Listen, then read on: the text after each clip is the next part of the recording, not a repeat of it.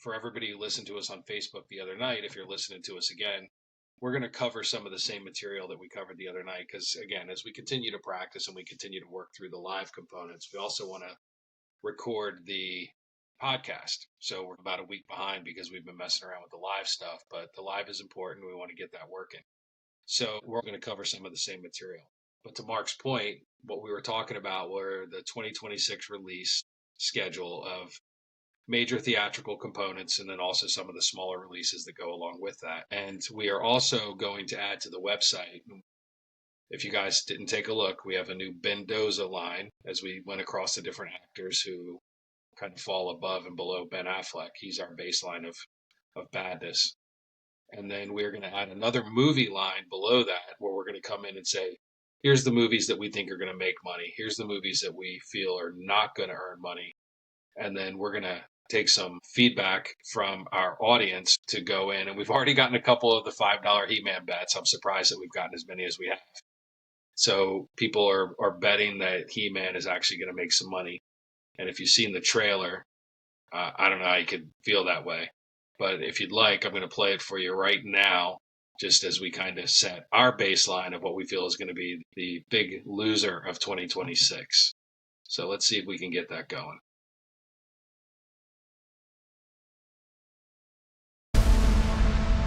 All that stuff that only exists in legends and bedtime stories. Talking tigers, spaceships, and magic swords that can make a man as mighty as a god. See, this is bad already, right? That stuff. 8 seconds in, and I'm like, oh my goodness gracious.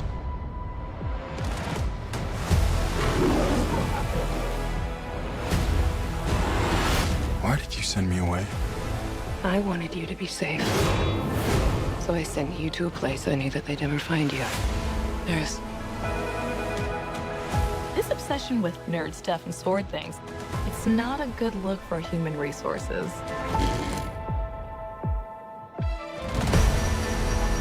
But somehow I feel like the it sounds majority of our crazy, audience but that sword is into sword stuff and nerd is gonna things. show me So the way hopefully home. this could appeal to them, I guess. Sir, you can't do that. Don't worry, the sword's mine.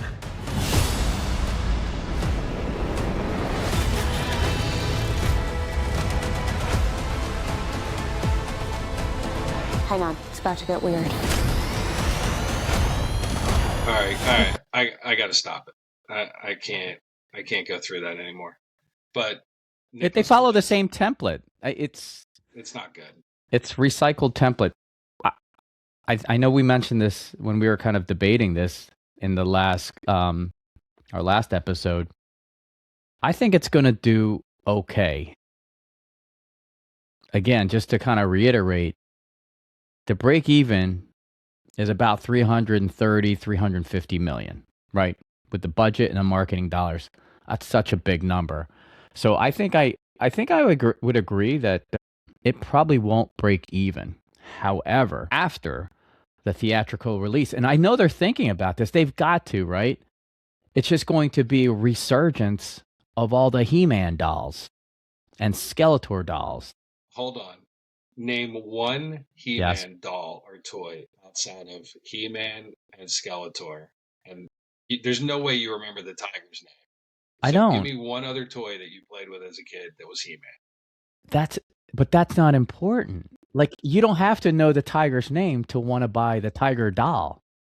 And this is why I think this is why He-Man got the backing. It will, marginally do well, maybe break even, but they have the merchandising to follow, that theatrical release. And then it goes to streaming video and all that stuff. So I think overall, and we probably won't see those numbers. Like, we don't tie in merchandising dollars, but I think it's going to make. I think kids are all about K-pop Demon Hunters and, all the different components that they see on Netflix and all the shows online. Prove me wrong. It's all good. Guys, the bet's up. It's on the website. We're going to create the movie line and we're going to go through and we're going to say, these are the movies that stink. So I know that it's Movie Killers podcast, but a lot of these movies fail because they follow the template of Jared Leto, Skeletor. This is what got the attention. You have a no-name actor, which is okay, but you have material that's just not going to appeal to the larger, broader audience. Mark disagrees. He thinks it's got a shot, but that's why we're here, and that's why we do this together, because if we both had the same opinion on everything, it would get kind of old and get kind of boring. Yeah, I did say I agree with you in the sense that I don't think it's going to make money. I think it's going to come close to breaking even if you're just counting box office dollars. But I think where it does generate revenue is the merchandising. It has to. Like look at all the He-Man fanboys that probably from the 80s and 90s. Actually, it was only like I think a 2-year run, like 83 to 85. So not a long run in terms of a cartoon. So it's going to be close. I'm very interested to see how this thing plays out.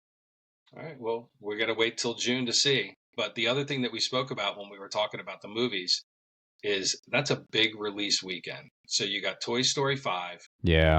The one I missed, you got Supergirl, Woman of Tomorrow, and you got Masters of the Universe, and you got Disclosure Day, Steven Spielberg, Emily Blunt, all coming out within 2 weeks of each other.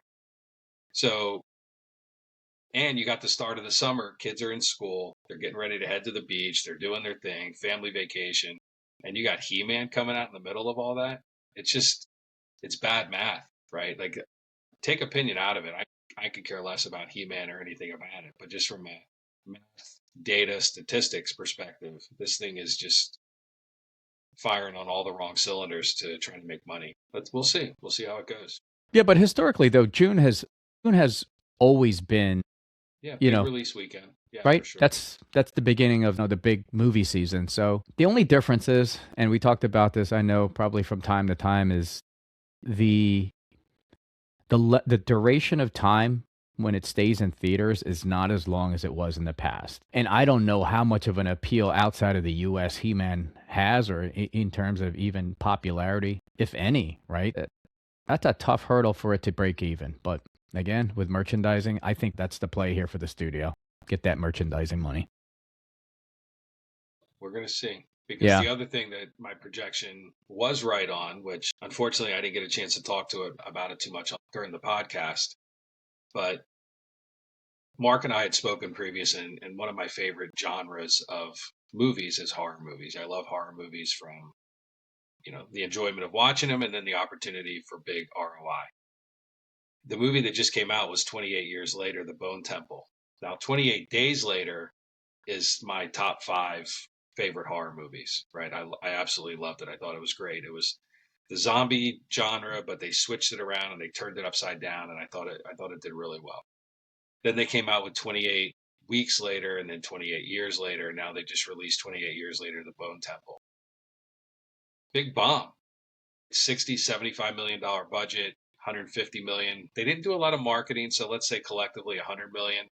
It's still in the theaters, which it'll be on Prime or one of the other streaming services shortly, but just did not make money. So for the start of the year, when we're looking at the release schedule, first big release of the year so far, and it's just not coming out well. Then we got Crime 101 coming out, Chris Hemsworth, big fan. Although Thor, I don't know, he just lost interest or the writers lost interest or something, but Thor has really gone downhill. But then you got Pedro Pascal, Mark Ruffalo. So we'll see how that goes. Well, on paper, it should do well. Halle Berry's also in that movie. Yeah, Halle Berry also. Yeah. Big cast. Then you got The Bride, which I will show the trailer for The Bride because there's 2 movies that I was like, I'm kind of on the fence. And then I watched the trailers, and they should have an award for like trailer editor. I don't know. I think that should be an Oscar category if it's not already. But I'm going to play this trailer, and I'm going to play The Mummy a little bit later. But when you watch this trailer, Christian Bale, without knowing anything about the movie other than it's called The Bride, I would love to get feedback or hear what you guys think about it. So let's put this on. Can anybody help me? Please. I didn't want this. I didn't want any of this. Please. Help. Help.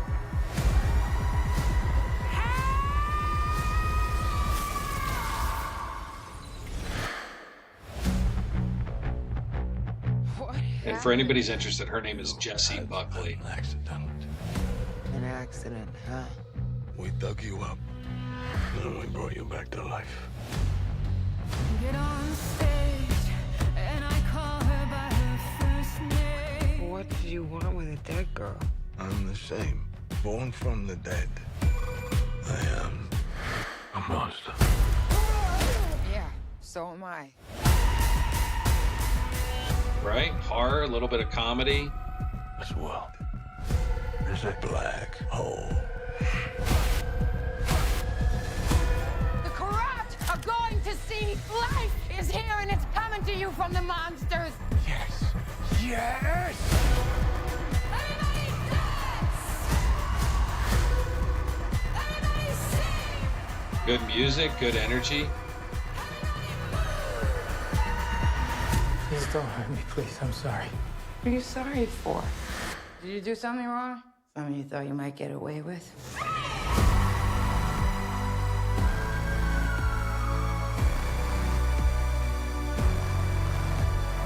Stop right there!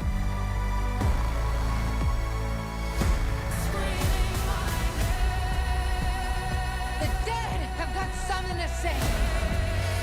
And I'm saying it.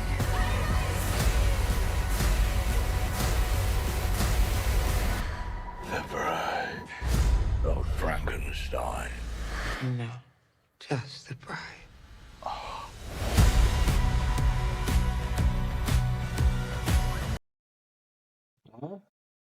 Good, right?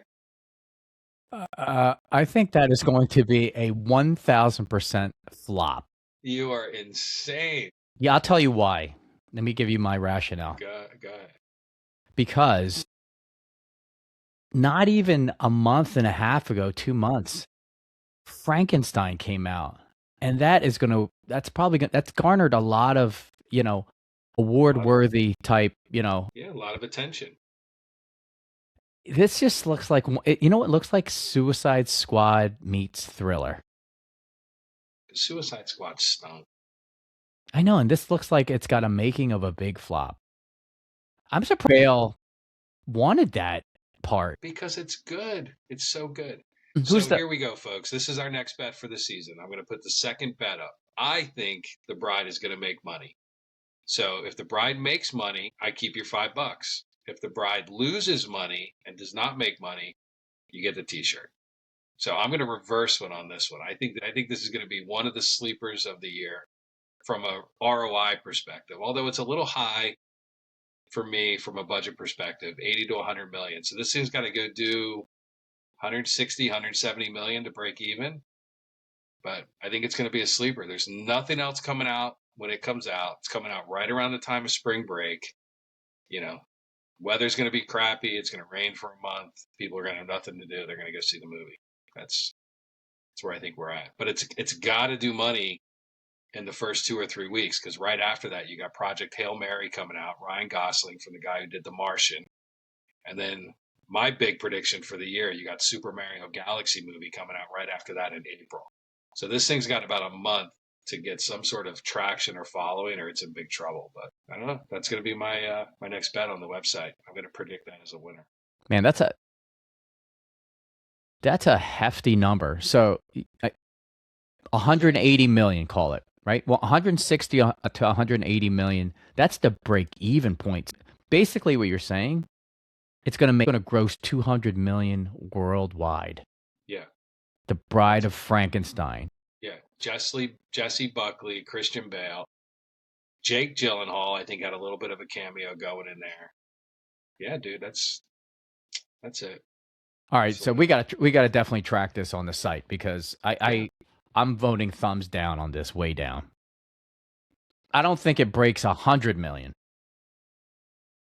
That's just my prediction. Okay, next one.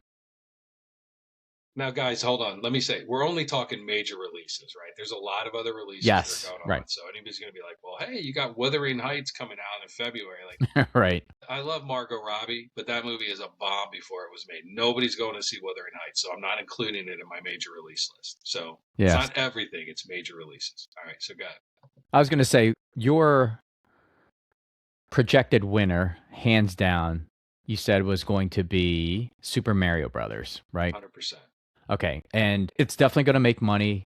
The budget was about 100 million ish, right? And you said this thing might top the billion number. Yeah, I think it's going to do $1 billion.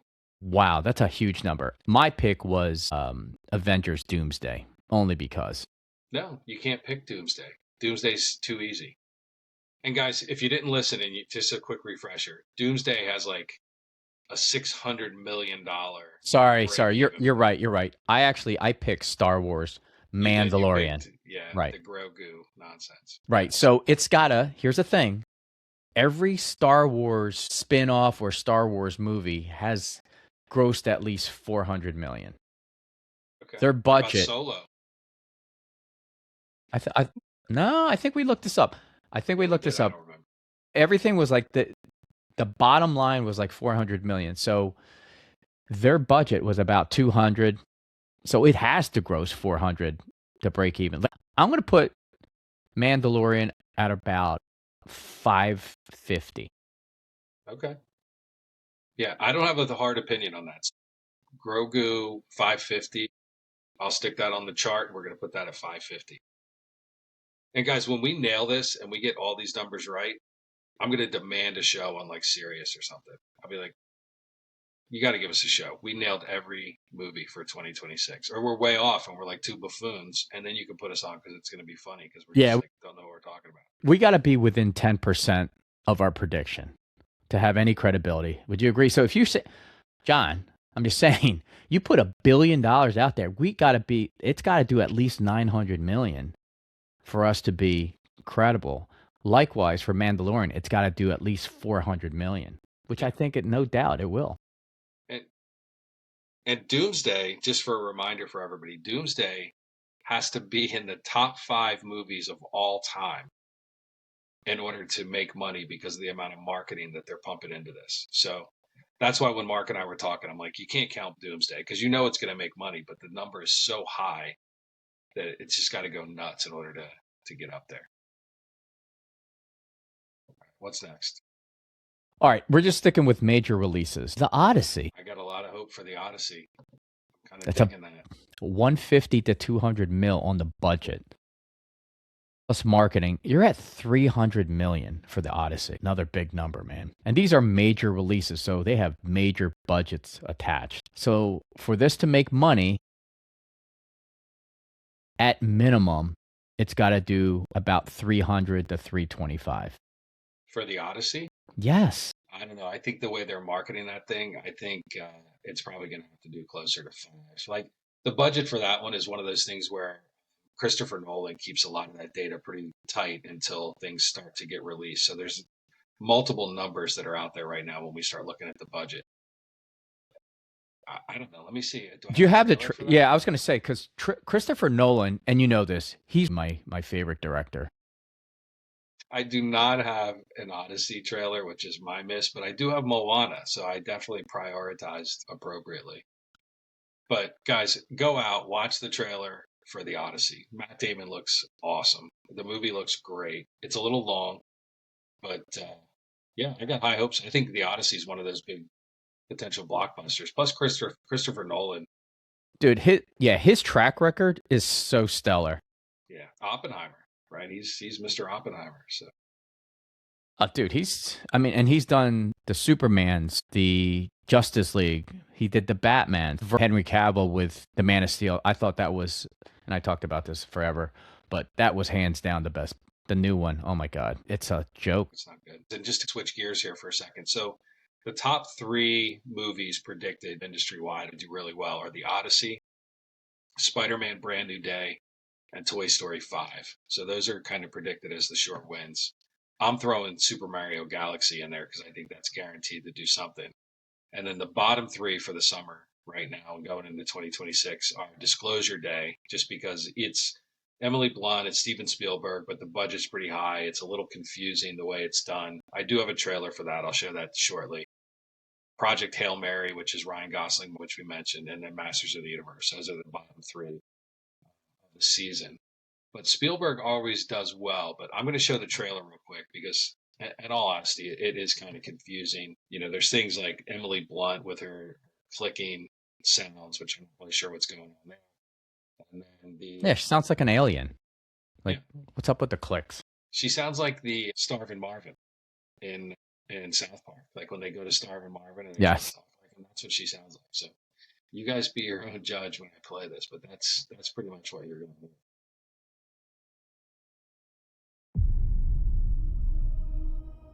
If you found out we weren't alone, if someone showed you, proved it to you, would that frighten you? Good morning, Kansas City. Let's take a look at today. Let's. Today is. Today's.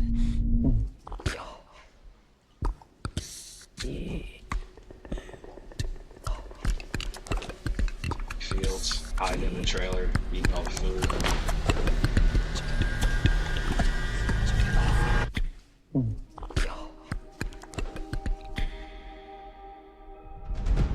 Yeah, she sounds like a Dr. Pepper commercial. To know the truth. It belongs to 7 billion people. What is it? You wouldn't believe me if I told you. So I'm gonna show you.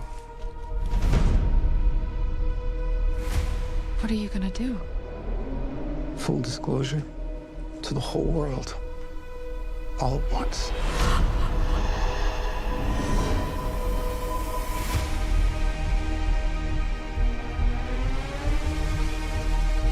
People keep wondering. Encountering the unknown. They're coming! They're coming! They are starved for the truth. Do you think there could be others? Why would he make such a vast universe? Yet save it only for us?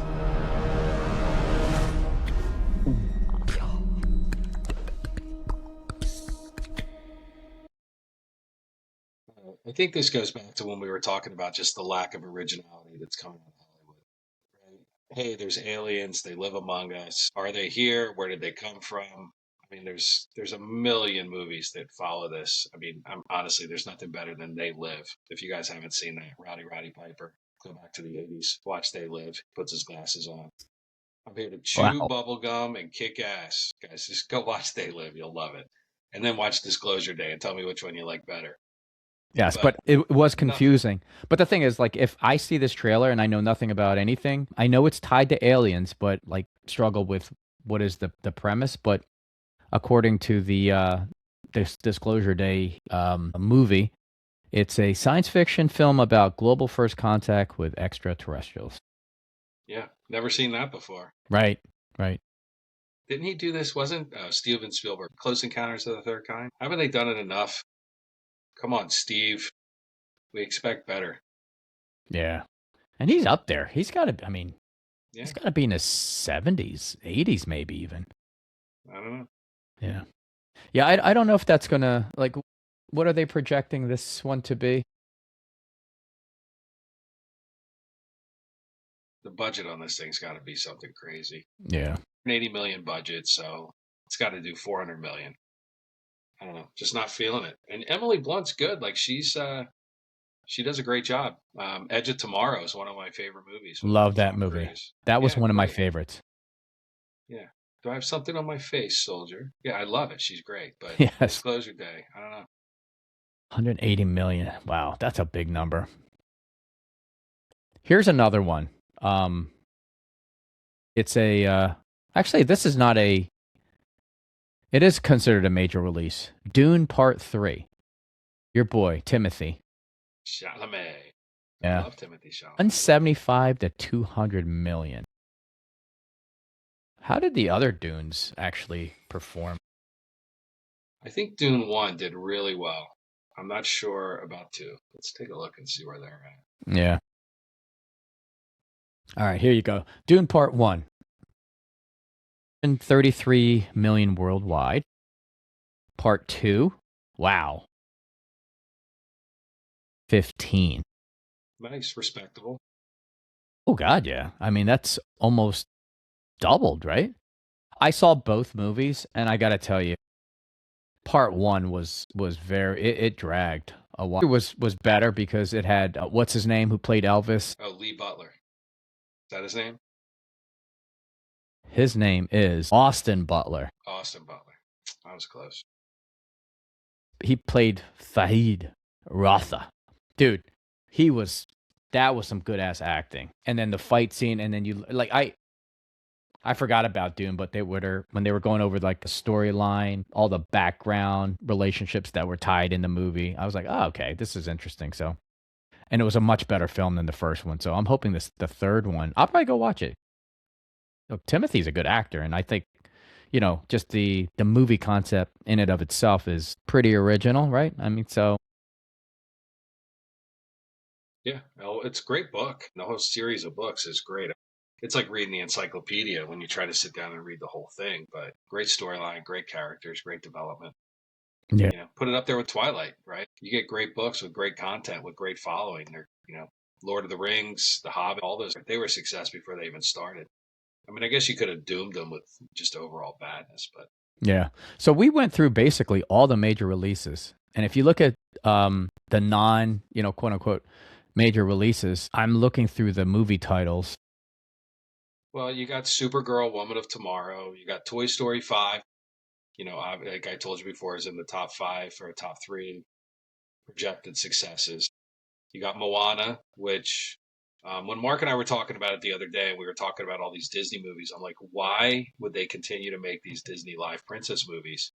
But every Disney movie, live action about a princess since 2014, has made money with the exception of 2. One was Mulan that came out in the middle of COVID, had a bunch of other issues around it, and it went straight to Disney Plus, and it did really, really well streaming. And it's a good movie. And then you got Snow White 2025 with Rachel Zegler. Yeah. I think that was the only bomb out of the... That was the bomb. Yeah, big bomb. Yeah, Mulan was actually a good movie. And Moana looks good. I mean, I forget, I'm going to butcher this name. I have a theme where I butcher one name at least every episode. Catherine Lagaya? Hopefully I got that right. She's playing Moana, but she looks great as the character. She can sing. You got The Rock running around. Like, overall, I think it's going to do really well. And it's all the metrics, the data, the statistics say this thing's making money. There's no question.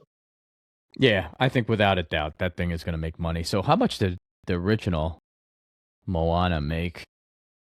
The cartoon? Yeah, let me find out. Yeah, I'm sure it did really, really well. Wow, 687. I was going to say just under $1 billion, so I would have been off.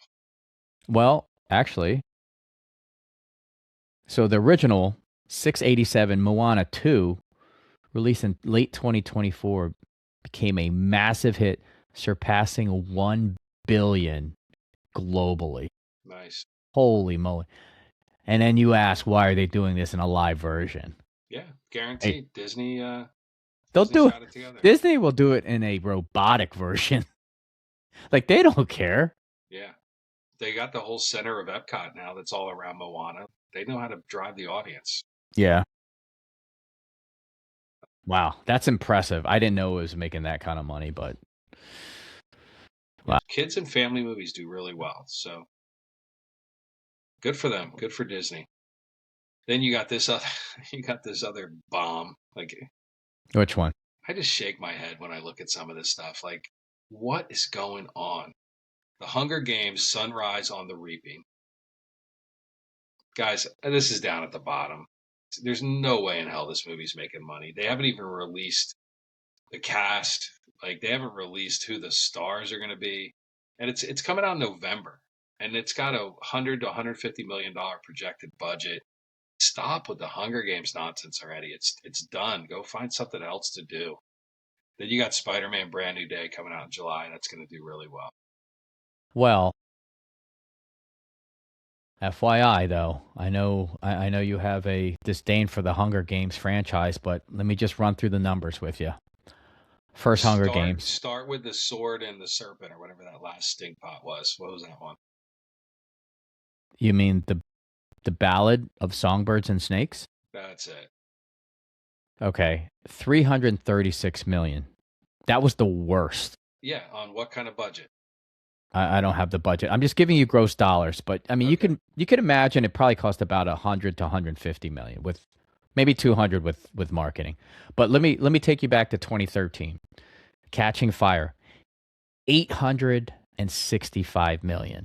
Yeah, the first 2 Hunger Game movies were great. Third one, not so good, and then it's just gone downhill since. And you're right in terms of the dollars too. 2012, the original Hunger Games, 694. Yeah. Okay, the second one, 865. The third one, and these are 1 year apart releases. Yeah, quick. The third one, 2014, 755. That was the Mockingjay Part 1. Mockingjay Part 2, 653. So the Songbirds one was the only one that, quote unquote, flopped. But if this one is about 100, 150 million, 200 including marketing, it made money. And I think this one, I mean, if it can beat Songbirds, it's profitable. Yeah, I don't know. Again, I'm looking at the data. I'm kind of just watching the trend. With the Hunger Games, the original low $78 million budget came in almost 700 million earnings, right? Big win. Let's do it again. Big win. Let's do it again. Big win. Third one, biggest budget, smallest earnings, right? Okay, I'm noticing a trend starting to come down. Songbirds and Snakes. Oh, whoa, stop the slide. Another big loss. Well, here's the problem. If you look at the release dates, 2012, 13, 14, 15, in succession, then they took a break and people forgot about it, maybe. And then they came out with Songbirds literally 8 years later. Of course, there's going to be a fall off. Yeah, and now they're going to do it again. Yeah, so that's what, 3 years after Songbirds. So it's probably going to fall in that 300 million range. All right, so guys, this is another one going on the list. If you can make it with us until November, we'll give it till the end of the year.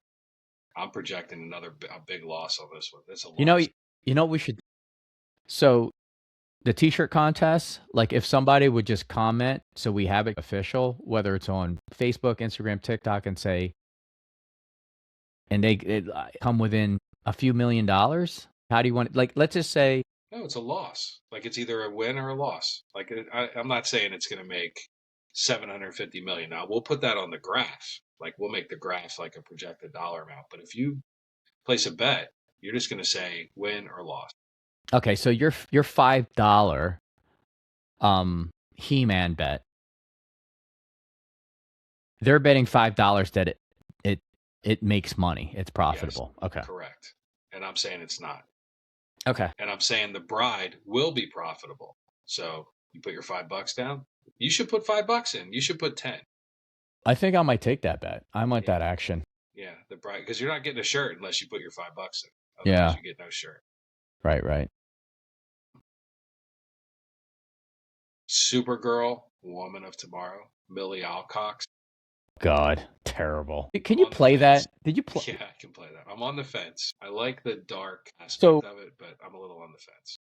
So I think it was the last Flash movie. She was in it, or Supergirl was in that movie. Do you remember? Yeah, that was Superman as a woman. That's a whole different thing. Sasha Callie, because he turned the multiverse upside down with all his shenanigans. So that wasn't Supergirl.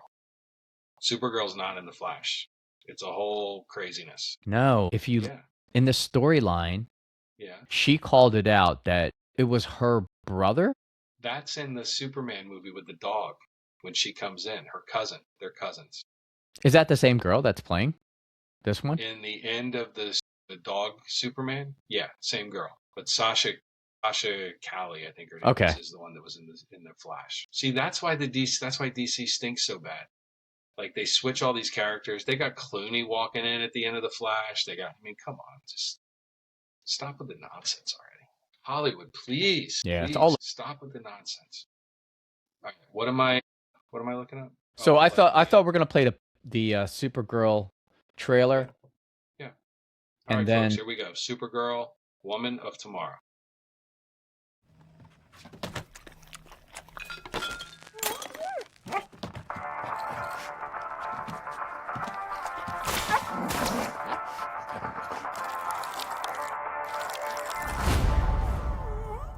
You managed to get most of it on the paper this time. Good job, buddy.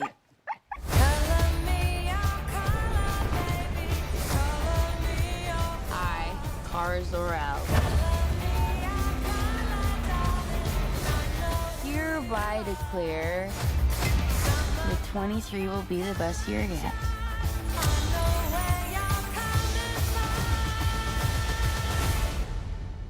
Let's be honest, babe, it's not a very high bar to clear.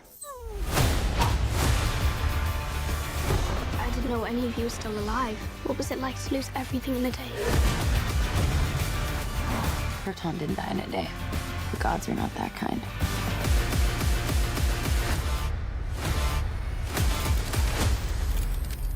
Okay, this does not look like this is gonna end well. For you guys.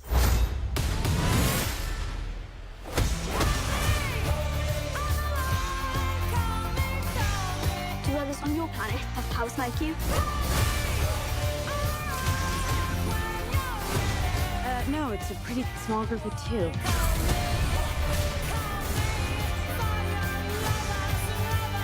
What's Superman like? He sees the good in everyone. And I see the truth.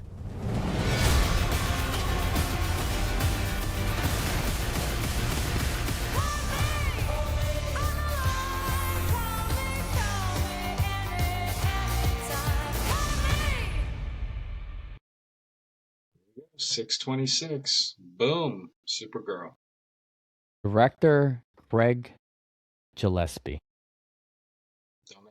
You have to look him up. And Millie, she's really known for House of the Dragon. She was Princess Rhaenyra Targaryen in House of the Dragon. That's kind of been her big role. And she was in another movie called The School in 2018, which is a horror thriller. She played one of the characters. And then you got the Superman cameo with Kara Zor-El, and now Supergirl. So, I like the fact that they're casting a relatively unknown, but she, honestly, until I read this, I didn't put two and two together about her in House of the Dragon. She was great in House of the Dragon. So, there's hope. I'm gonna vote no. I'm gonna vote this absolutely doesn't make money. Actually, you know who would have been a great cast? Do you watch Sydney Sweeney? Listen, The Boys. Remember The Boys? Yeah. So the girl that played Annie January, I think her name was in the Boys series.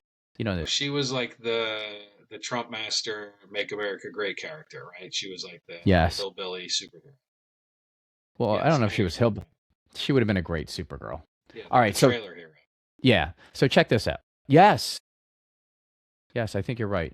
Okay, anyway, so this guy, director Craig, check out his lineup. This is why I know this is going to be a bomb. 2017, Tonya Harding. Yeah, I watched it. Okay. Cruella in 2021. Cruella 2. Fright Night. Yeah, $1 Million Arm. The Finest Hours. Mr. Woodcock. Chippendales. I mean, God. I don't think any of those made money.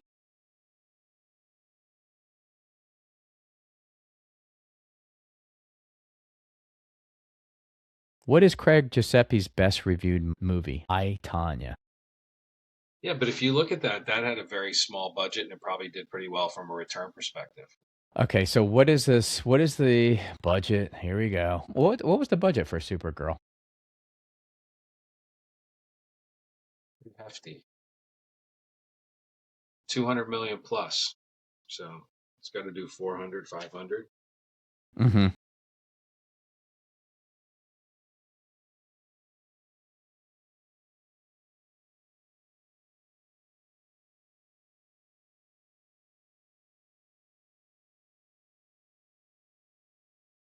Yeah. The other piece is Spider-Man Brand New Day, which I just noticed this. For everybody who watches Stranger Things, I love Sadie Sink. And Sadie Sink is in Spider-Man Brand New Day. And she's another one of those actors out there that's kind of like a sleeper success. Like anything she's in just makes money. So she's another one to watch for. She's in a movie just from a statistical perspective. It does well. I think on top of everything that Tom Holland has going for him and the Spider-Man franchise has going for him, she's one of the people that I look for. And if they're in there, it's just another feather to say that thing's going to do okay. I don't, dude. Supergirl's not going to make money. I'm calling it. You know what? I'll put $100 on that.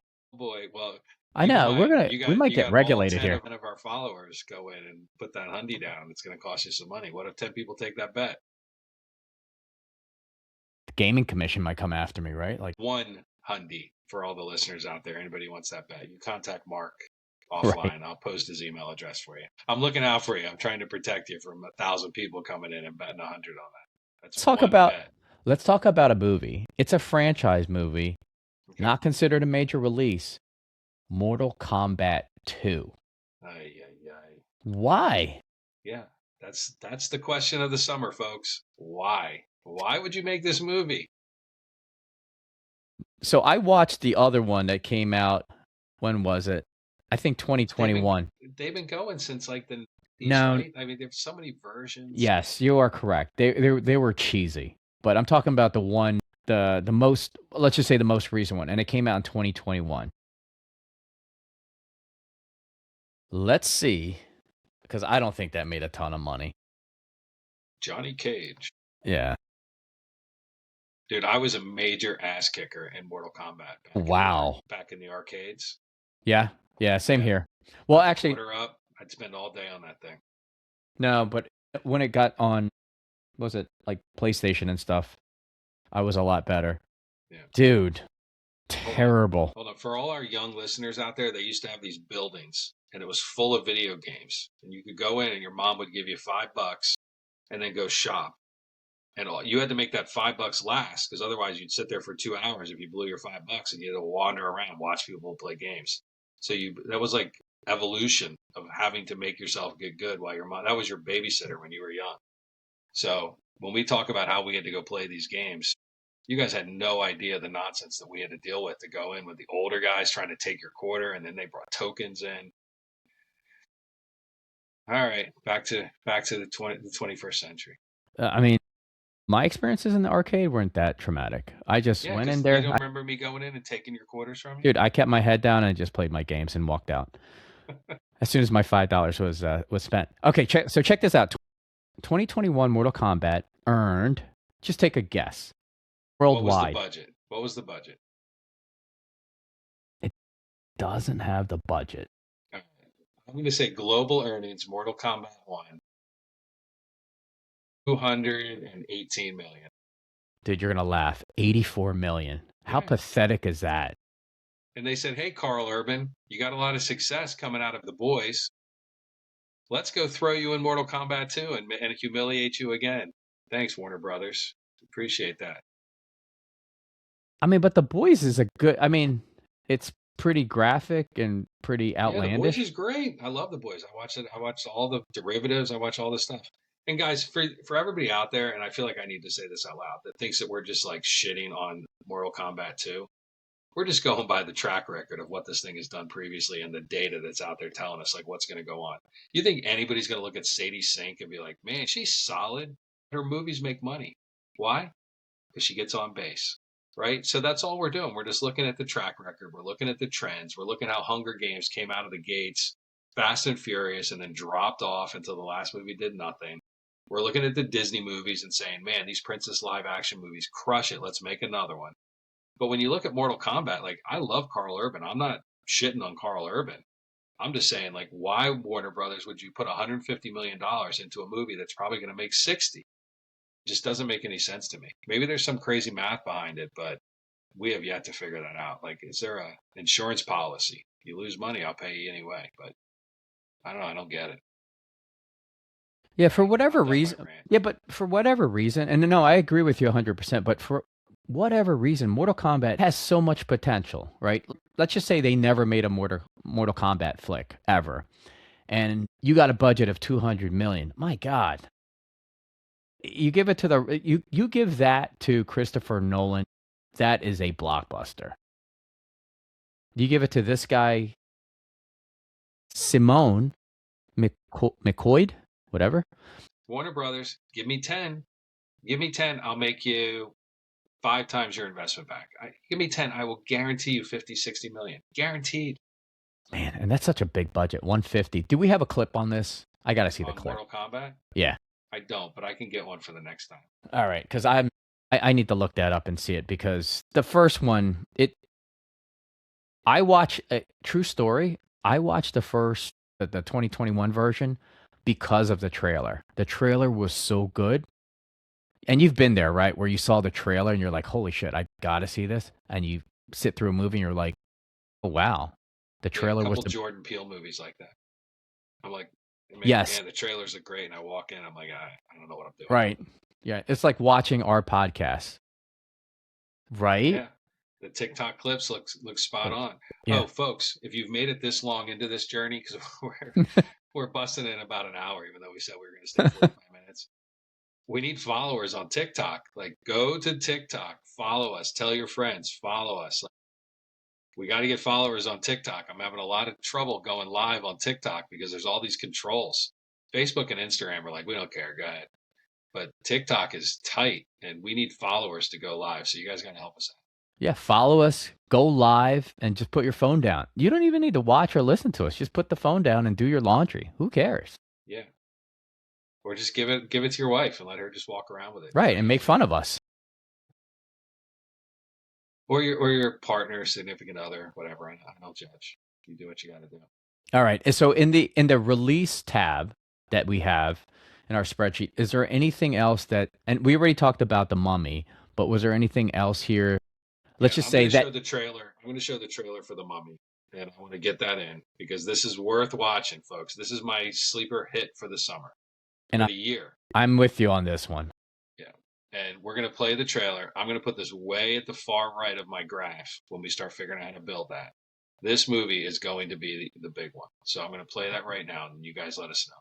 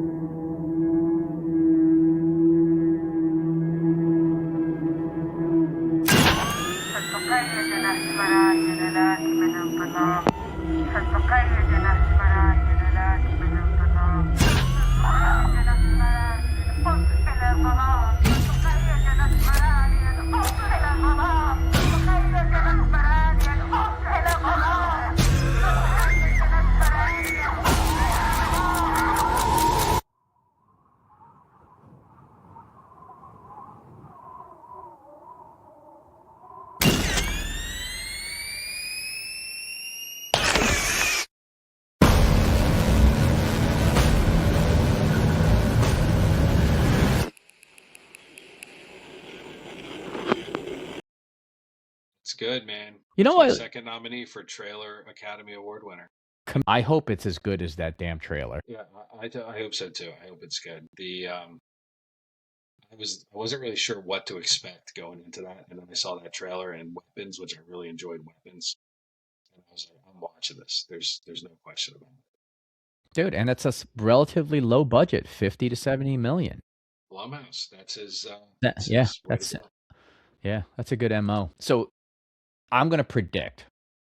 Why don't you throw a number for The Mummy? So you know what sucks? You know what sucks? Before you answer that, you know what really sucks though? Not all movies were created equal in terms of their theatrical releases, right? Like they all have, like some might get released in 1,000 theaters versus 2,500, 3,000, right? Because that obviously plays a big role in gross revenue. I have no idea if The Mummy's going to be a wide theatrical release, but let's just say it is. I think this thing does like 350, 380. Well, Weapons had a big release. So if they can get the same type of release as Weapons, and then Weapons got that little bit of cult following to go along with it, I think it's going to do better. So I think budget more than 370. Yeah. More than 380. Yeah. Budget's 50 to 70. We got to write that down, John. Write it down. I got a recording. Hopefully this thing's working. All right. Let's call it 60 million, 120 million to break even. I think it's going to do 500 to 600 million. Wow, that's a huge number. I mean, when is it going? When is the April? April. See, that's the thing. That's the thing that might hurt you because I think historically April movies, I don't think they go up that high. I don't know. You got The Devil Wears Prada 2. Nobody cares about that. Yeah. You got Mortal Kombat 2. We already said it's going to bomb. The week before, you got Ready or Not 2, which I love Samara Weaving. Really? Yeah. We should do a thing on Samara Weaving. Okay. I like her so much, and I could talk about her for an hour. Ready or Not 2, which I did enjoy the first one, but The Mummy, you got Blumhouse, low budget, high return. His track record says he's going to knock it out of the park. I'm just going to go based on the data alone and based on his average return. Okay. I think it's going to go 500 to 600 million. I don't know anything about Jack Rayner, who's the lead. Like, I tried to look him up. I didn't really know anything else that he had been in. So it's not even I can base it on him. I'm just basing it on the production company. Okay. On the studio. I'm calling it at 380, but all right. So maybe this is when we set like an over under, because we know it's going to make money. Yes. So maybe we I set like an that over idea. under on the Mummy. Yes. We'll have to come up with a number. We'll put it on the website. We'll say, here's the over under on the Mummy. Here's some of the other bets that you can go. And guys, you got to understand, we give away shirts and stuff because I can't legally take a bet. Like, that would be heavily frowned upon. I think we got shut off Facebook twice already because I'm showing trailers. Can you imagine what would happen if we actually started taking bets? Yes.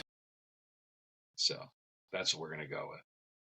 Is there a money line on like over under on gross dollars for movies? I wonder in Vegas, maybe. I don't know. I know this whole Kalshi thing, you can bet on whatever you want, but I haven't done it. I don't know enough about it. All right.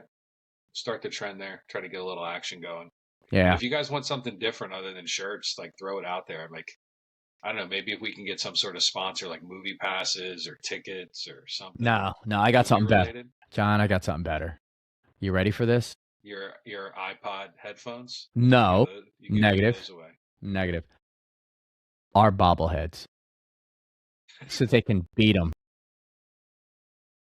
When we have terrible podcasts, they could just Mark and John bobblehead. Yes, I could smash them against the drywall.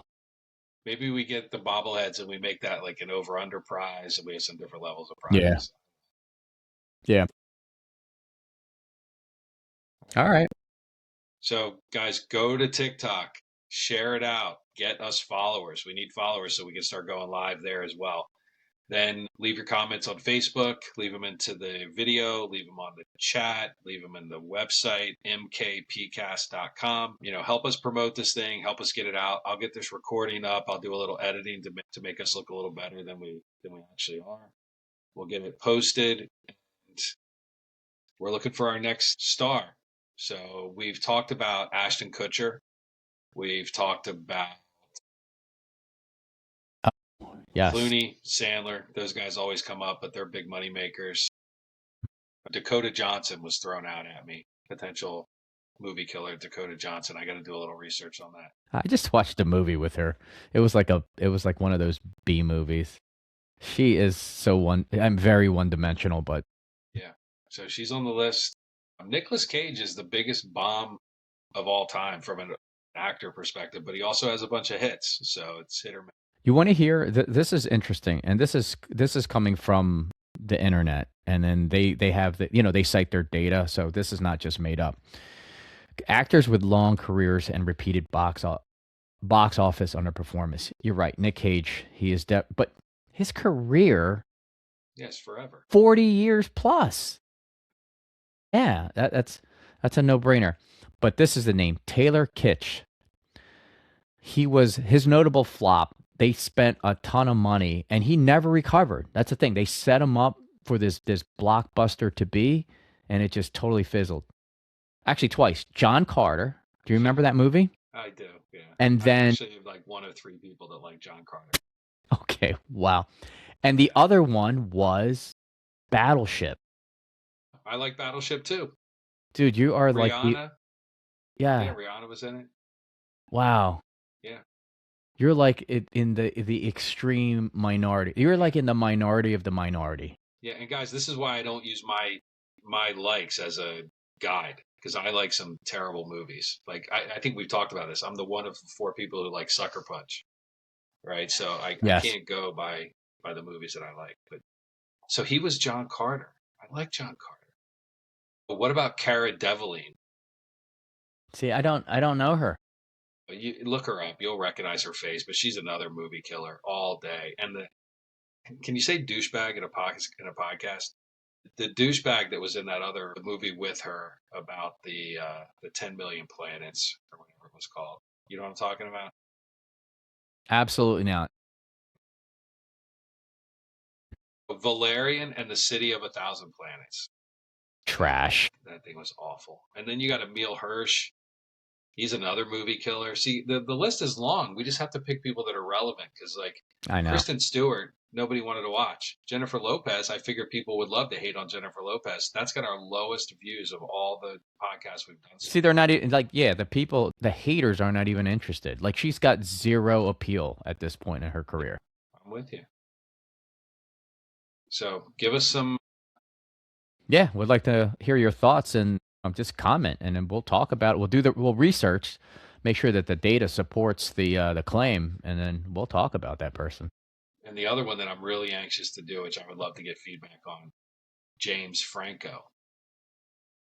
Franco is another like stinko. I like him though. But his movies are like, This Is the End is one of the greatest movies. But This Is the End was great because of Danny McBride and the other people around. It wasn't great because of Franco, Seth Rogen.